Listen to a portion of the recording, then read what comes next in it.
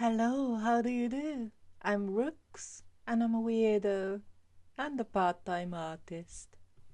And I just had the most wonderful weekend. I visited the giant Squid Museum in Luaca, Asturias. And friends, it was incredible. I mean, look at it. These pictures are found at the entrance, and we just spent about 20 minutes oohing and eyeing at them. I love this sea monster. I mean, he's very considerate, coughing away from the ship. Okay, these guys are a little more confrontational, but nothing compared to what you're about to see. Honestly, what the hell is going on in here? Why are they eating people? We're not that nice to eat, so I've been told. After spending extortionate amount of time admiring those drawings, we finally made it to the actual museum floor. And it did not disappoint. It was otherworldly. Look at him or her. Oh, please don't worry, these creatures weren't killed for the exhibit. They thrive in the deep sea, but when they're about to pass away, they come up to the shallows and slip away. I love pickling and making jams and all things in jars, basically, so this place was heaven on earth. So many specimens, so many jars, and so little time. Isn't that the way? Oh, please check him out. He's gigantic. You'll see him fairly early on in the exhibit. He, or it could be she, kinda reminds me of an elephant. Wrinkly and majestic. That's what they got in common. And sophisticated shade of grey. Gorgeous, basically. As well as the Stanley Yuppie pickle jar style exhibits, there are specimens laid out horizontally too. They are very pretty too. Look at him. He's sparkling.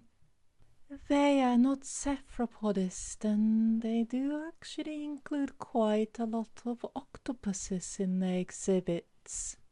There weren't any giant octopuses on display. They were mostly chihuahua sized. Anyway, they make it up with their prettiness. You'll always find some adults hogging the interactive display buttons, and I'm patiently waiting for my turn. In the end, he pressed everything except for the heart, so I finished the job. And there it was, the Goliath. Underneath the life-size replica lays the slain, misunderstood giant. I said slain, but we actually don't know the manner of its passing. The giant squids are favorite food for sperm whales. At least it survived that. And hope it made lots of nice babies and died peacefully. Every flesh looks somewhat corpulent when it's submerged in formalin, but I'd be so proud if I looked this good, pickled in formaldehyde. Kudos to people who look after these specimens. Without them, my life would be dull. Actually, that's a lie. I have 3 cats. But I'm still massively grateful of their skills. I mean, look at her. If you like deep sea creatures, you're in for the treat. Ooh, pretty condensation. Looking at these wonderful specimens, it somehow reminded me of the times I spent commuting to work each morning, rush hour, on the packed subway train. stuffed but alone, dead inside. Everybody else seemed dead as well. Each day my relevance and worth fading away in the gentle cradle of civilization. I don't know what I'm blathering on about. These creatures didn't bother themselves with such codswallop.